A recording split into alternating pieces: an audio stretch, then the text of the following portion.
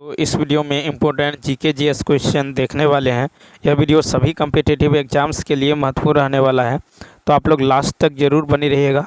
कल हम लोग जो है 60 तक देख चुके थे। अब चलिए देखते हैं क्वेश्चन नंबर 61 से। ये क्वेश्चन नंबर 61 है कि नीला थोथा का रासायनिक नाम क्या है। नीला थोथा का रासायनिक नाम क्या है? तो देखिए इसका जो राइट आंसर होगा ये होगा ए ऑप्शन, यानी कॉपर सल्फेट। तो नीला थोथा का रासायनिक नाम कॉपर सल्फेट है। नीला थोथा या कॉपर सल्फेट का रासायनिक सूत्र CuSO4 × 5H2O होता है। ठीक है, उसके बाद देखिए नीला थोथा का जो यूज होता है ये कीटाणुनाशक के रूप में, विद्युत सेलों में, रंग बनाने में, कॉपर के शुद्धिकरण में। सोडियम सल्फेट Na2SO4 × 10H2O का उपयोग जो है औषधि बनाने में एवं सस्ता कांच बनाने में किया जाता है। फिर देखिए कि कैल्शियम सल्फेट या जिप्सम CaSO4 × 2H2O का उपयोग जो है प्लास्टर ऑफ पेरिस बनाने में, सीमेंट उपयोग में, अमोनियम सल्फेट में जो है होता है। Question number next, question number 62 है। देखिए क्वेश्चन नंबर 62 है कि पानी का अधिकतम घनत्व किस तापमान पर होता है। पानी का अधिकतम घनत्व, तो इसका जो राइट आंसर होगा बी ऑप्शन। तो पानी का अधिकतम घनत्व 4 डिग्री सेल्सियस पर होता है। ताप बढ़ाने पर द्रव का घनत्व घटता है एवं आयतन बढ़ता है। जल के लिए 4 डिग्री सेल्सियस पर यह नियत जो है उल्टा काम करता है, जैसे जल का घनत्व बढ़ता है एवं आयतन घटता है। पानी का अधिकतम घनत्व 4 डिग्री सेल्सियस तापमान पर होता है और जल का जो त्रिक बिंदु है ये 273.16 केल्विन यानी 0.01 डिग्री सेल्सियस होता है।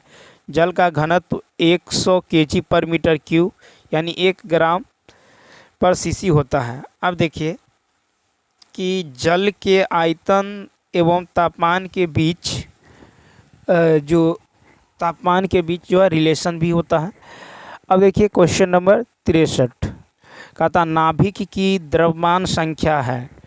तो 63 का राइट आंसर होगा ए ऑप्शन, यानी नाभिक में न्यूक्लियनों की संख्या। तो नाभिक में द्रव्यमान संख्या नाभिक में न्यूक्लियनों की संख्या के बराबर होता है। नाभिक में न्यूक्लियनों की संख्या बराबर होता है न्यूट्रॉन की संख्या प्लस प्रोटॉन की संख्या। डाल्टन ने इस बात की खोज किया कि परमाणु तत्व का सबसे छोटा कण है। परमाणु 3 छोटे छोटे मूल कणों इलेक्ट्रॉन, प्रोटॉन एवं न्यूट्रॉन से मिलकर बना होता है। परमाणु संख्या किसी तत्व में उपस्थित कुल इलेक्ट्रॉनों की संख्या के बराबर होता है, यानी Z बराबर, यानी परमाणु संख्या बराबर होता है कुल प्रोटॉनों की संख्या। नेक्स्ट है कि वे आयन जिनमें इलेक्ट्रॉनों की संख्या समान होती हैं क्या कहलाते हैं। 64 का होगा डी ऑप्शन, सम इलेक्ट्रॉनिक।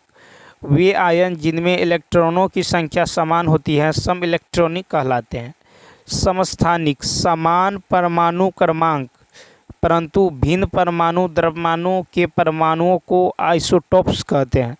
समस्थानिक तो समान परमाणु क्रमांक परंतु भिन्न परमाणु द्रव्यमानों के परमाणु को आइसोटोप्स कहते हैं। ठीक है, इसमें जो है प्रोटॉन की संख्या समान परंतु न्यूट्रॉन की संख्या भिन्न होते हैं, जैसे 1H1, 1H2, 1H3। समभारिक, समान परमाणु द्रव्यमान परंतु भिन्न परमाणु क्रमांक के परमाणुओं को समभारिक यानी आइसोबार कहते हैं, जैसे 18Ar40, 19Ka40 और 20Ca40।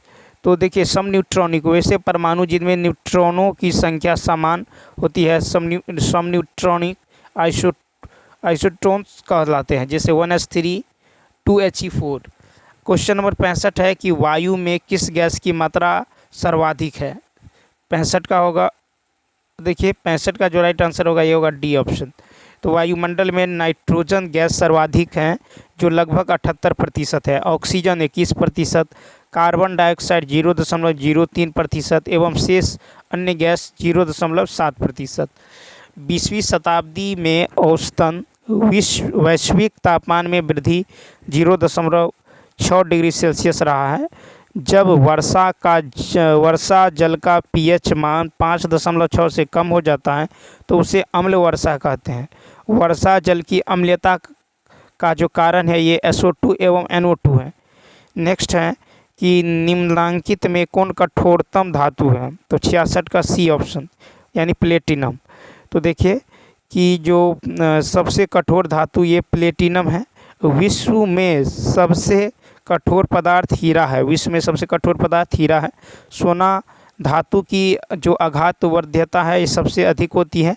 चांदी धातु विद्युत का जो है सबसे अच्छा सुचालक होता है, ठीक है, सबसे अच्छा सुचालक होता है। सोना मुक्त अवस्था में पाए जाने वाला क्या है, तो तत्व है। उसके बाद देखिए क्वेश्चन नंबर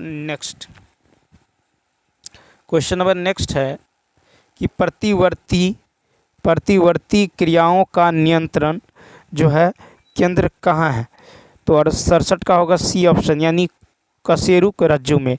कशेरुक रज्जु या मेरुरज्जु या स्पाइनल कॉर्ड का कार्य प्रतिवर्ती क्रियाओं का नियंत्रण एवं समन्वय करना है। मेडुला ऑब्लांगेटा का कार्य रक्त दाब, आहार नाल के संकुचन एवं हृदय की धड़कनों पर नियंत्रण करना है। हाइपोथैलेमस का जो कार्य है ये भूख, प्यास, ताप नियंत्रण, प्यार, गुस्सा, घृणा, रक्त दाब, खुशी आदि का अनुभव कराना है। मानव मस्तिष्क अत्यंत कोमल अंग है। इसका जो औसत आयतन लगभग 1650 ml एवं औसत भार करीब 1.5 kg है। मनुष्य का मस्तिष्क 6 वर्ष की उम्र में जो है पूर्ण विकसित हो जाता है। मस्तिष्क जो है क्रेनियम में अवस्थित रहता है। नेक्स्ट है कि कौन एक मानव निर्मित गेहूं है, तो इसका जो राइट आंसर होगा बी ऑप्शन ट्री केल। तो देखिए ट्री केल जो है मानव निर्मित जो है गेहूं है। 19वीं सदी के दौरान प्रयोगशाला में स्कॉटलैंड और जर्मनी ने ट्री केल गेहूं और राई के संकर बनाया कुछ, ठीक है, संकर बनाया है। जैसे कुछ प्रमुख वनस्पति और वैज्ञानिक के नाम है, जैसे देखिए चना जो है ये साइरस एरिटीनियम वैज्ञानिक, मक्का जो है जिया मेज जो है बनाया है, आम जो है मेंजीफेरा इंडिका, अनार जो है प्रूनिका ग्रेनेटम और कपास जो है गेसिपियम हर्बेशियम, ठीक है, ये इनका वैज्ञानिक नाम है। ठीक, उसके बाद देखिए क्वेश्चन नंबर 69, चूना CaOH हवा में किसके साथ धीरे धीरे प्रतिक्रिया करता है ताकि दीवारों पर CaCO3 की पतली परत बन सके। 69 का जो राइट आंसर होगा ये होगा डी ऑप्शन। तो 69 का क्या होगा, डी ऑप्शन। तो देखिए चूना जल यानी CaOH हवा में CO2 के साथ यानी कार्बन डाइऑक्साइड ये जो है CO2 के साथ जो है धीरे धीरे प्रतिक्रिया करता है ताकि दीवारों पर CaCO3 की पतली परत बन सके।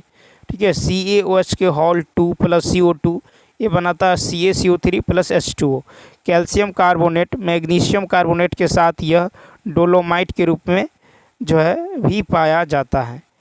अब देखिए कैल्शियम के गुण देखेंगे कि परमाणु संख्या 20 होता है, परमाणु द्रव्यमान संख्या 40 होता है। ठीक है, और इसका प्रमुख अयस्क जो है यह है dolomite CaCO3 into MgCO3 CaCO3 और जो है कैल्साइट। ठीक है, कैल्साइट जो भी है CaCO3, उसके बाद है फ्लोरोस्पार यानी CaF2।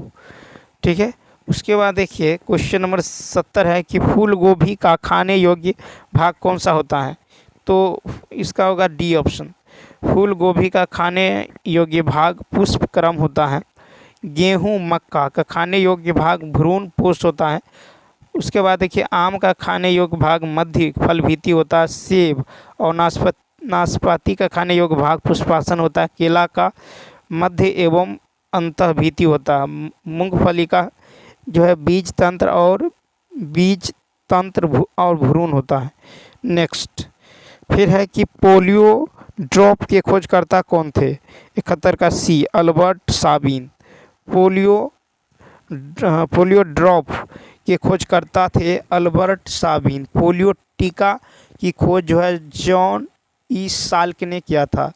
मलेरिया परजीवी का खोज जो है रोनाल्ड रॉस ने किया था। चेचक का टीका एडवर्ड जेनर ने खोजा था। टीबी बैक्टीरिया का खोज करता है रॉबर्ट कोच। पेनिसिलिन की खोज करता है एलेक्जेंडर फ्लेमिंग। सर्वप्रथम मलेरिया शब्द का प्रयोग मेकुलाच ने किया था। नेक्स्ट देखिए, कहता विषाणु में क्या होता है? विषाणु में क्या होता है? तो देखिए 72 का राइट आंसर होगा बी ऑप्शन, यानी न्यूक्लिक एसिड और प्रोटीन। विषाणु में न्यूक्लिक एसिड तथा प्रोटीन होता है। विषाणु की खोज रूस के वैज्ञानिक इवानोव्स्की ने 1892 ईस्वी में की थी।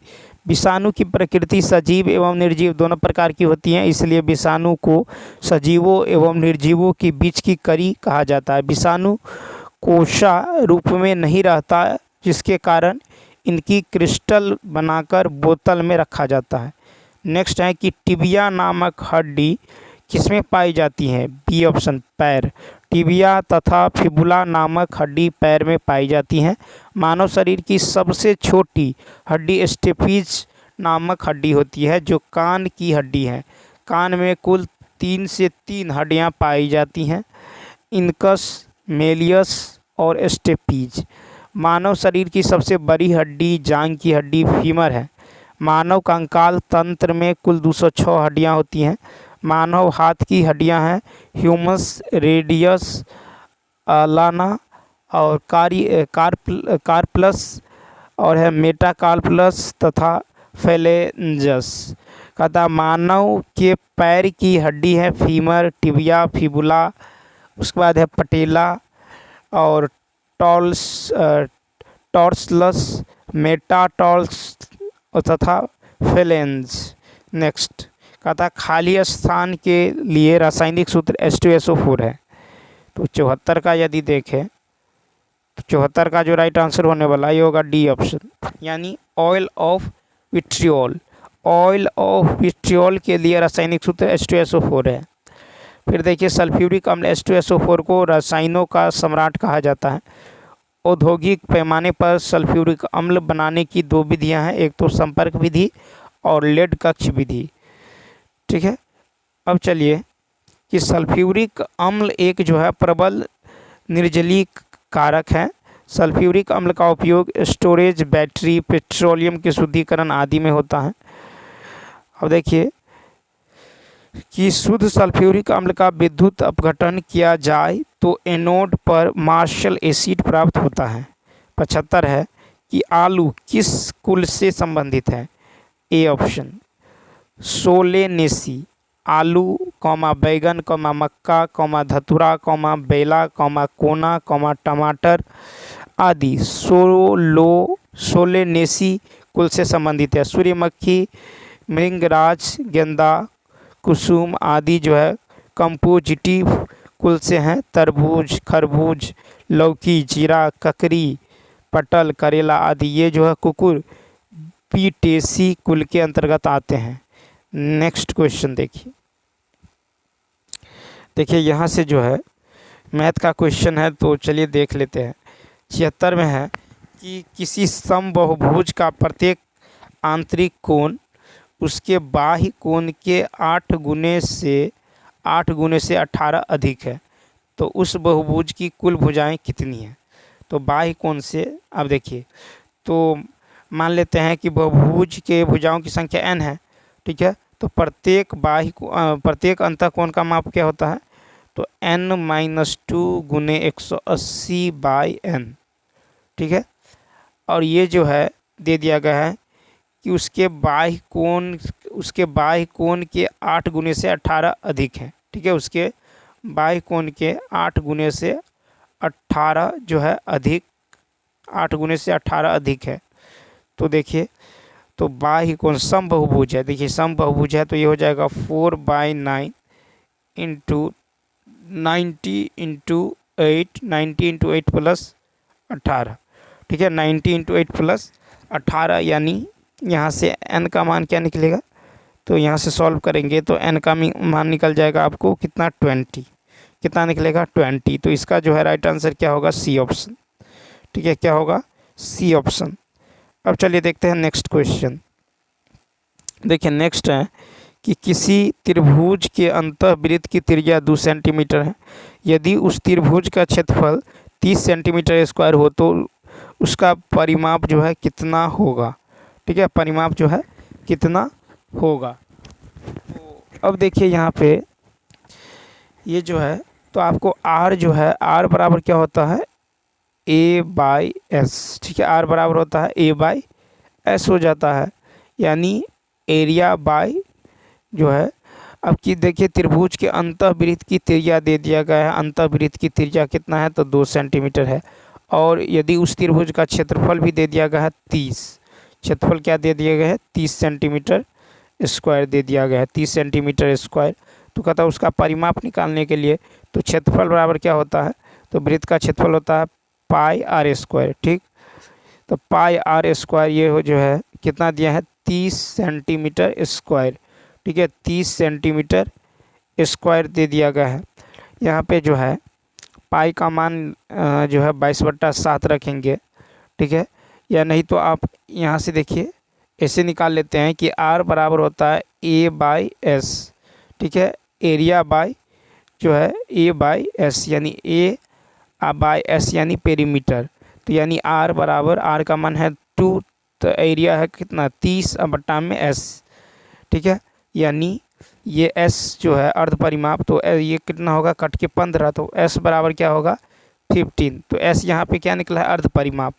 तो यहाँ पे जो है परिमाप जो निकल जाएगा, ये निकल जाएगा 2 इंटू 15, यानी कितना, तो 30 सेंटीमीटर। ठीक है, कितना, 30 सेंटीमीटर, यानी सी ऑप्शन। ठीक है, क्या होगा, सी ऑप्शन। तो देखिए त्रिज्या बराबर क्या होता है, त्रिज्या बराबर होता है आपको, त्रिज्या बराबर होता है क्षेत्रफल बट्टा अर्ध परिमाप।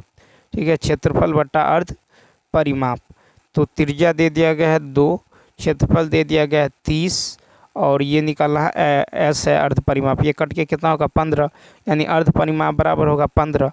तो टोटल जो परिमाप निकलेगा ये इसका 2 गुना हो जाएगा, यानी 15 गुने 2, यानी कितना होगा, तो 30 सेंटीमीटर होगा। ठीक, 30 सेंटीमीटर। अब देखिए वो जो क्वेश्चन था, ये देखिए क्वेश्चन नंबर जो है, क्वेश्चन नंबर 76 था, इसको एक और विधि है, इसे हल करने की प्रयास कर रहे हैं। जैसे देखिए कहता है किसी समबाहुभुज का प्रत्येक आंतरिक कोण उसके बाह्य कोण के 8 गुने से 18 अधिक है, तो उस बहुभुज की कुल भुजाएं कितनी है। मान लेते हैं कि बाह्य कोण जो है, मान लेते हैं बाह्य कोण जो है ये थीटा है। ठीक है, बाह्य कोण क्या है, थीटा है। तो अकॉर्डिंग टू क्वेश्चन, ठीक है, अकॉर्डिंग टू क्वेश्चन, तो आंतरिक कोण क्या होगा, तो 180 डिग्री माइनस थीटा। ठीक, 180 डिग्री माइनस थीटा, ये जो हो जाएगा। और आंतरिक कोण जो है उसके बाह्य कोण यानी थीटा, बाह्य कोण के 8 गुने से क्या है, 18 अधिक है। ठीक है, 18 अधिक है, तो थीटा गुने 8 प्लस 18 होगा, क्योंकि बाह्य कोण है 18, सॉरी बाह्य कोण है थीटा। तो इसको ये हो जाएगा आपको 180 डिग्री माइनस थीटा बराबर 8 थीटा, 8, हाँ 8 थीटा प्लस में कितना, 18। तो यानी इसको थीटा को इधर ले चलेंगे तो 180, 18 को इधर लाएंगे तो बराबर होगा आपको 9 थीटा। ठीक है, 9 थीटा। तो 10 में से 8 गया तो यहाँ पे होगा 2। ठीक है, 7 में से 1 गया तो 6, 1, और यहाँ पे बट्टा में क्या होगा, 9। ये कट जाएगा देखिए 1, और ये जो है ये कितना मतलब है 9, नीचे में जो है यहाँ पे देखिए नीचे में यहाँ पे 18 है। ठीक है, क्या है, तो 18 है, यानी 9 थीटा बराबर होगा 162। ठीक है, 9 थीटा बराबर, सॉरी यहाँ पे 2 होगा, 162। ठीक है, कितना होगा, 162। ठीक है, तो थीटा का मान कितना निकलेगा, 18। ठीक है, थीटा का मान कितना निकल जाएगा, 18। ठीक है, अब भुजाओं की संख्या निकालना है। अब देखिए तो भुजाओं की संख्या, भुजाओं की संख्या, भुजाओं की संख्या क्या होगा, तो 360। ठीक, 360 बट्टा में बाह्य कोण कितना है, तो थीटा है, तो 360 बट्टा 18। ठीक है, 360 बट्टा 18, तो ये कट के कितना होगा, 20। ठीक है, तो इसीलिए इसका सी ऑप्शन। अब चलिए देखते हैं नेक्स्ट क्वेश्चन। देख 78 है कि इतना इतना इतना में सबसे छोटा कौन है। ठीक है, सबसे छोटा कौन है, तो 12 के पावर अच्छा देखिए 12 रूट अंडर यानी 6√12 है, तो इसको लिख सकते हैं 12 के पावर 1/6, 4 के पावर 1/3, ठीक है, 5 के पावर 1/4 और 3 के पावर 1/2, ठीक है, लिख सकते हैं। अब क्या करेंगे, तो यहाँ पे जो है 6, 3, 4, 2 का एलसीएम ले लेंगे, तो इसका कितना आएगा 12 आएगा। ठीक है, सबको 12 से गुना करेंगे, यानी 12, यहाँ पे देखिए 12 से गुना करेंगे तो कितना होगा, 12 का स्क्वायर हो जाएगा। यहाँ पे फिर 12 से गुना करेंगे तो 3 चौका 12 यानी 4 के पावर 4 होगा। यहाँ पे 5 के पावर 3 होगा। ठीक है, 12 से गुना करेंगे तो 2 6 के 12 यानी 3 के पावर कितना होगा, तो 6 होगा। ठीक है, 3 के पावर कितना होगा, तो 6 होगा। अभी इसको देखिए 12 का स्क्वायर होगा 144 और 4 के पावर 4 होगा 256 और 5 का क्यूब होगा 125, 3 के पावर 6 होगा 729। तो इसमें सबसे छोटा देखिए क्या है, सबसे छोटा है आपको 125 यानी 4th रूट ऑफ 5, यानी इसका राइट आंसर होने वाला है डी ऑप्शन। अब चलिए देखते हैं नेक्स्ट क्वेश्चन है कि किसी संख्या को 36 से भाग देने पर 19 जो है शेषफल प्राप्त होता है।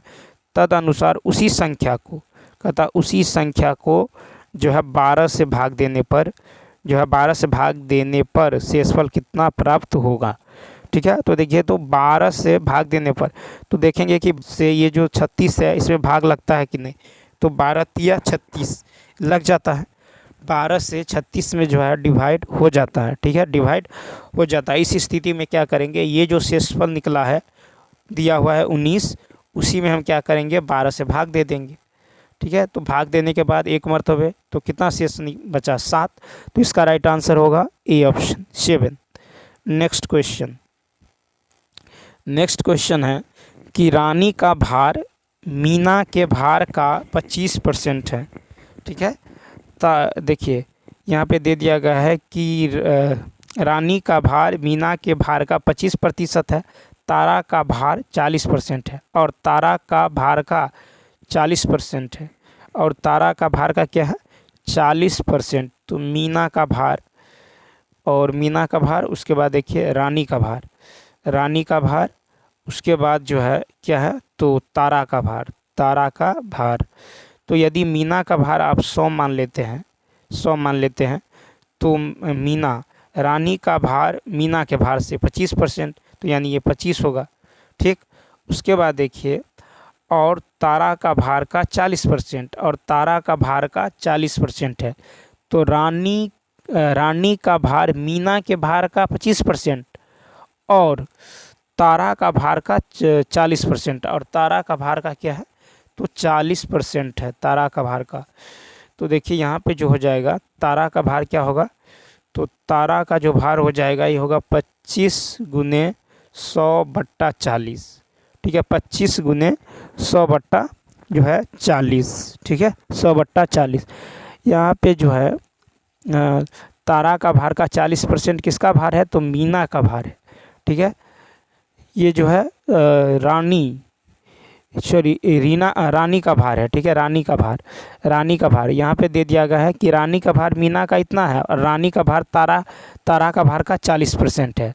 ठीक है, तारा का भार का कितना है 40%, यानी 25 बराबर क्या होगा, तो ये होगा इसका जो है 40% है। ठीक है, तो यानी 25 गुने इधर आएगा 25, 40 का मान लेते हैं x% है, तो x का मान इधर होगा कितना, तो 40 इधर आ जाएगा, 40 25/40 और 100 चला जाएगा ऊपर, यानी 1 0 से 1 0। ठीक है, ये जो निकल जाएगा आपको 2 पंचे 10, 2 दूनी 4, ये निकल जाएगा 62.5। ठीक है, कितना निकलेगा 62.5। तो हमको निकालना है कि जो है कितना प्रतिशत मीना के भार के बराबर है। ठीक है, मीना के भार के बराबर है, तो इन दोनों में अंतर देखिए, तो कितना प्रतिशत जो है ये अभिष्ट प्रतिशत जो निकल जाएगा आपको, अभिष्ट प्रतिशत जो निकलेगा तो कहता है कि मीना तारा के भार का कितना प्रतिशत मीना के भार के बराबर है। तारा के भार का कितना प्रतिशत मीना के भार का है, तो ये हो जाएगा 100, ठीक है। अब बट्टा में कितना होगा 62.5 और गुना में क्या होगा 100 होगा, ठीक है। तो ये जो हो जाएगा आपको कितना 160%, कितना होगा 160%, ठीक है। 160%, यानी इसका जो राइट आंसर होगा ये होगा ए ऑप्शन। क्या होगा ए ऑप्शन। फिर देखिए ए और बी की आय का अनुपात दे दिया गया है 2:3, उनके व्यय का अनुपात दे दिया गया है। तो ए और बी इनकम का रेशियो है 2:3, ठीक है, इनकम का रेशियो, और उनके व्यय यानी खर्च, और देखिए उनके व्यय का जो है खर्च का कितना है, एक्सपेंडिचर का है 1:2, ठीक है।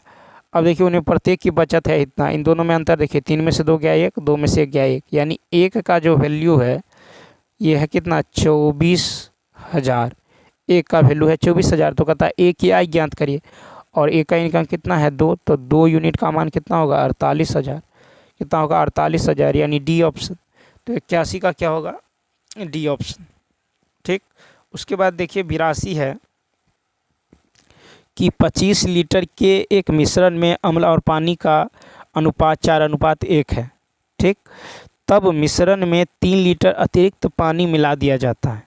तो कहता तदनुसार अम्ल और पानी का नया मिश्रण में अनुपात कितना होगा, ठीक है, कितना होगा। तो यहाँ पे देखिए ये जो बनेगा, तो इसमें हम क्या करते हैं अम्ल की मात्रा निकाल लेते हैं, ठीक है, अम्ल की मात्रा। तो अम्ल की जो मात्रा निकलेगा ये निकलेगा 25/5 और गुना में 4, ठीक है, क्योंकि 4 रेशियो में अम्ल है, तो 4 5 25, यानी कितना निकलेगा तो 20 लीटर, ठीक है। तो यहाँ पे जो है अम्ल की मात्रा निकल गया 20 लीटर, तो पानी की मात्रा निकाल लीजिए। पानी का मात्रा क्या निकलेगा तो 25, 4 1 5, 25/5 गुने 1 यानी 5 लीटर, ठीक है। तो यहाँ पे निकल गया 5 लीटर।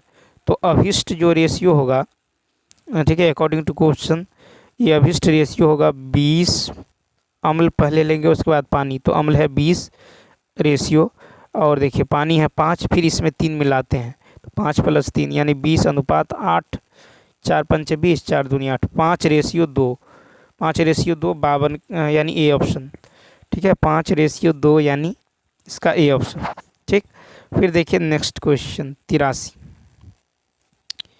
83 है कि किसी राशि पर 6/1/4 वर्ष बाद साधारण ब्याज उस राशि पर 3/8 हो जाता है, ठीक है। कितना हो जाता है तो 3/8 हो जाता है। तो मूलधन यदि x है तो मिश्रधन क्या होगा 3/8 होगा। तो ब्याज क्या होगा तो ब्याज होगा मिश्रधन माइनस मूलधन गुने 100, ठीक है। अब बट्टा में होगा मूलधन गुने समय, यानी 6 × 24 25/4, ठीक है। तो यहाँ से यदि आप देखें तो यहाँ पे 3 कितना है 3/8 है, 3/8, तो यहाँ पे 8 में से 3 का आएगा तो माइनस में निकल जाएगा। तो देखिए यहाँ पे जो हो जाएगा आपको ये जो है, तो यहाँ पे कह रहा है कि किसी राशि पर इतना वर्ष बाद साधारण ब्याज, अच्छा सॉरी साधारण ब्याज इतना साधारण ब्याज उस राशि का 3/8 हो जाता है। सॉरी यहाँ पे ये सिंपल इंटरेस्ट होगा, साधारण ब्याज कितना 3/8 होगा, तो इसको हटा लीजिए, तो 3/8 x होगा, ठीक। तो x से x कट जाएगा, ठीक है। फिर देखिए यहाँ से यदि देखें तो ऊपर चल जाएगा, ये होगा 4/25, 4/25। तो फिर देखिए 4 दूनी कितना होगा 8, 25 चौका 100, 2 दूनी 4, तो 3 दूनी 6, यानी बी ऑप्शन 6%, ठीक है। उसके बाद चलिए देखते हैं 84, क्वेश्चन नंबर जो है 84। देखिए 84 है कि एक दुकानदार एक वस्तु की कीमत 500 रुपया अंकित करता है, उस पर वह जो है एक खरीदार को कुछ छूट भी देता है। तदनुसार वह खरीदार 500 रुपये देकर 10% विक्रय कर भी अदा करता है, अतः वस्तु की कीमत पर दी गई छूट कितने प्रतिशत है। तो 84 का यदि देखें तो देखिए खरीदार के लिए जो क्रयमूल्य होगा, ठीक है, क्रयमूल्य क्या होगा तो वह जो है 500 रुपये अंकित करता है, तो 500 अंकित करता है। फिर कहता है उस खरीदार पर जो छूट देता है वह जो है खरीदार 500 रुपया देकर 10% विक्रय कर भी अदा करता है, 10% विक्रय कर भी अदा करता है, यानी ये हो जाएगा 100 बट्टा में 110। ठीक है, विक्रय कर अदा करता है तो 100 बट्टा में क्या होगा, तो 110 हो जाएगा, यानी ये कट जाएगा। तो यानी ये आपको जो है, और मान लेंगे छूट प्रतिशत जो है x मान लेंगे x। ठीक है, छूट क्या मान लेते हैं x। तो देखिए अतः क्या होगा, तो 500 इंटू 100 माइनस एक्स बाई 100। ठीक है, 100 माइनस एक्स बाई 100 इधर हो जाएगा 500 गुना में 100 बट्टा 11, 500 गुना में 100 बट्टा में क्या होगा, तो 11। ठीक है, 11 100 बट्टा यहाँ पे 100 बट्टा 110, 100 बट्टा 110, तो यहाँ पे 2 जीरो से 2 जीरो ख़त्म हो जाएगा। ठीक है, 2 जीरो से 2 जीरो, तो यहाँ पे जो है इसको सॉल्व करेंगे तो x का मान निकल जाएगा आपको 9 सही 1/11%, 9 सही 1/11%, 9 सही 1/11%, यानी सी ऑप्शन, सी ऑप्शन। अब देखिए क्वेश्चन नंबर जो है 85। क्वेश्चन नंबर 85 है कि एक व्यक्ति को एक निश्चित स्थान पर नियत समयानुसार पहुंचना है। उसे पता चलता है कि वह 3 किलोमीटर प्रति घंटा की गति से चले तो वो जो है 20 मिनट देरी से पहुंचेगी, किंतु 4 किलोमीटर प्रति घंटा की गति से चले तो 10 मिनट पहले पहुंच जाएगा। तो स्पीड का जो है रेशियो है 3:4। ठीक है, स्पीड का रेशियो कितना है, 3:4 है। ठीक है, स्पीड का रेशियो है आपको 3:4, 3:4, और यहाँ पे टाइम का रेशियो क्या होगा, तो 4:3 हो जाएगा। ठीक, अब कहता है कि 20 मिनट और 10 मिनट, 20 मिनट देरी से, ठीक है, और फिर 10 मिनट पहले, यानी इसका इन दोनों में अंतर देखिए कितना है, 1 का, और यहाँ पे अंतर कितना है, क्या 30 का। ठीक है, 30 मिनट का, तो एक रेशियो जो है 30 मिनट के बराबर है। तो हमको कहता है उस व्यक्ति को कितनी दूर चलना पड़ेगा। अच्छा, तो 4 का रेशियो 4 पार्ट का मान निकाल लेंगे तो ये हो जाएगा कितना, 120 मिनट। ठीक है, कितना होगा, 120 मिनट, यानी 2 घंटा। कितना होगा, तो 2 घंटा हो जाएगा। ठीक है, 2 घंटा। तो हमको निकालना है दूरी। ठीक है, तो दूरी बराबर क्या होता है, 4 गुने समय। अब देखिए तो ये निकल जाएगा 2 घंटा, फिर 3 का मान निकाल लेंगे, ये स्पीड का रेशियो है, ये टाइम है। तो डिस्टेंस बराबर होता है, क्या होता है, तो 4 गुने समय, तो 3 से गुना करेंगे तो 3 दूनी कितना होगा, 6 किलोमीटर, यानी डी ऑप्शन। ठीक है, अब चलिए देखते हैं नेक्स्ट। देखिए 86 है कि 2500 लोगों में से केवल 60% में बचत करने की आदत पाई गई है। यदि उनमें से 30% बैंक में बचत करते हो तो 32% डाकघर में और शेष शेयरों में, तो शेयर धारकों की कुल संख्या कितनी है। तो 86 का देखिए, तो शेयर धारकों की कुल संख्या कैसे निकलेगा, तो 2500 का केवल 60% बचत करता है, तो 2500 का 60% निकाल लेंगे। फिर कहता है कि उनमें से 30% बैंक में करता है, 30% बैंक में करता है, और 32 जो है डाकघर में। तो इसको जोड़ेंगे, यानी 62% करता है। ठीक है, 62% करता है। तो कहता है कि शेष शेयर में, तो 100 में से 62 घटाइए तो 10 में से 2 गया 8, 9 में से 6 गया 3, यानी इसका 38% निकाल लीजिए। ठीक है, सॉल्व करेंगे तो इसका मान आएगा 570। 570 का है तो बी ऑप्शन। चलिए देखते हैं नेक्स्ट। अब देखिए 87 क्वेश्चन नंबर जो है 87 देख लेते हैं। ठीक है, क्वेश्चन नंबर 87, क्वेश्चन नंबर 87 है कि एक व्यक्ति 50 पेन 50 रुपये प्रति पेन की दर से खरीदता है। ठीक है, अगर उसने 40 पेन 5% हानि पर बेच दिए, अब वह अगर 10% कुल लाभ का आकांक्षी हो तो शेष पेन कितने प्रतिशत लाभ पर बेचेंगे। तो 87 का देखिए कुल जो विक्रय मूल्य होगा ये हो जाएगा आपको 50। ठीक है, 50 पेन 50 रुपये में बेचता है, तो 50 प्लस 50 इंटू 50। फिर देखिए फिर क्या कहता है, अगर उसने 40 पेन 5% हानि पर बेच दिए, 40 जो पेन हैं वो 5% हानि पर बेच दिए। अब वह 10% का कुल जो है 10% कुल लाभ का आकांक्षी है, यानी इसका 110/100 कर देते हैं। ठीक है, तो 2 जीरो से 2 जीरो कट जाएगा, ये हो जाएगा 2750। फिर देखिए 40 पेन से प्राप्त धनराशि, 40 पेन से प्राप्त धनराशि ये हो जाएगा 40 और गुना में 50। ठीक है, 40 गुना में 50 और इंटू में क्या होगा तो 95। 5% की हानि होता है तो 95/100। ठीक है, 95 क्या होगा 100, यानी इसका मान निकल जाएगा आपको 1900। ठीक है, कितना निकलेगा तो ये निकल जाएगा आपको 1900। ठीक है, ये निकल जाएगा 1900। ठीक है, 1900। तो अब यहाँ पे हम निकाल लेंगे शेष पेन का प्रतिशत लाभ। ठीक है, शेष पेन का प्रतिशत लाभ, तो ये निकल जाएगा आपको 850। ठीक है, ये निकल जाएगा आपको 850 माइनस 500। ठीक है, 850 माइनस 500 बट्टा में 500 और गुना में 100। ठीक है, गुना में क्या निकलेगा तो 100 निकल जाएगा। ठीक है, यानी ये हो जाएगा आपको कितना, ये हो जाएगा 70%। कितना होगा तो 70%, यानी 70% कहे तो डी ऑप्शन। ठीक है, 70%, यानी इसका जो राइट आंसर होने वाला है ये होगा डी ऑप्शन।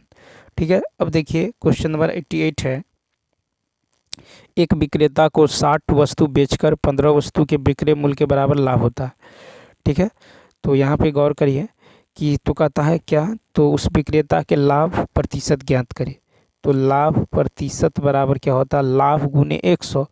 तो देखिए 15 वस्तु के विक्रय मूल्य के बराबर लाभ हुआ तो लाभ गुने 100।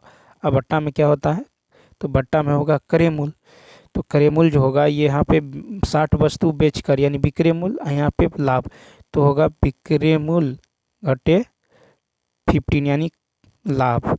ठीक है, तो ये हो जाएगा आपको कितना तो 15 गुना में 100 और नीचे में हो जाएगा आपको तो 60 में से 15 घटाएंगे तो 10 में से 5 गया 5 और 5 में से 1 गया 4, यानी कितना होगा तो 45।